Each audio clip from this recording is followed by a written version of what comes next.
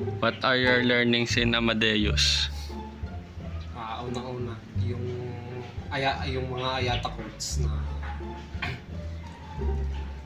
na ipinasaulo sa amin ni Sir Miko. Pangalawa, yung kung paano mag-book ng flight through Amadeus site. And then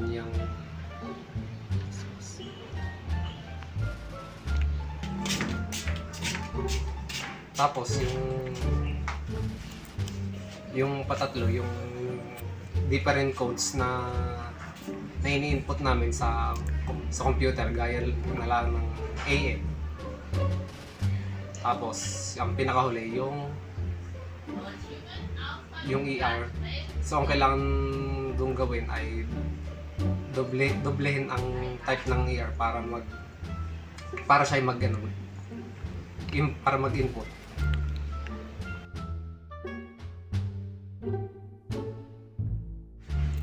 Do you find the subject difficult? For me, mahirap siya sa una. Siyempre, hindi mo pa kabisado ang mga codes or kung paano ang pattern, kung alin ang uunahin.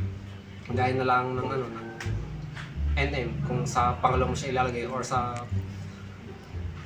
pangatlo. So, habang natagal,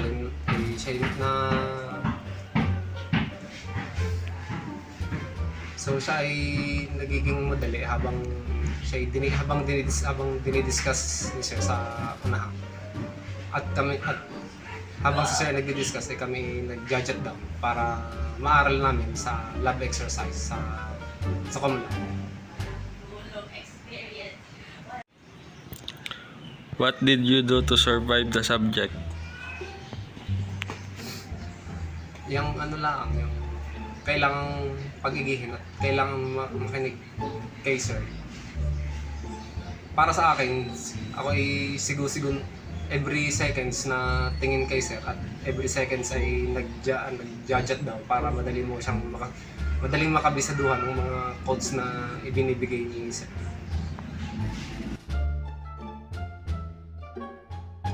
Did your prof deliver the course well? For me, yes. Since si Sir ay magaling magturo ng Amadeus, unang-una, kahit malakas yung kanyang boses ay madali siyang maintindihan.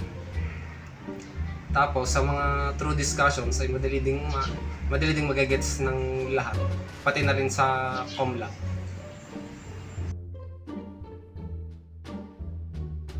What do you think will be the benefit of learning Amadeus? For me, mag-benefit siya pag ikaw ay nakakapagtrabaho na sa travel agency. Madali mong may input ang mga airline codes, IATA codes, mga city codes. Tapos yung madali ka nilang, para sa akin, madali ka nilang mahahay sa mga trabaho kapag kabisado mo ang mga airline codes, pati mga city codes, yun na madalis.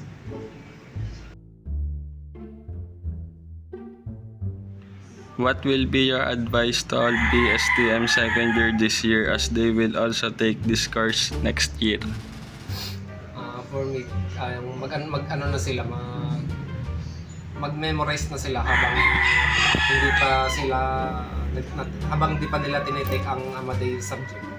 Mag-search na sila sa mga Google or YouTube kung ano yung mga codes, city codes, and especially kung sila yung makakahanap din ng mga ini-input na code sa Amadeus site para madali nilang magets pag na-take na nila ito.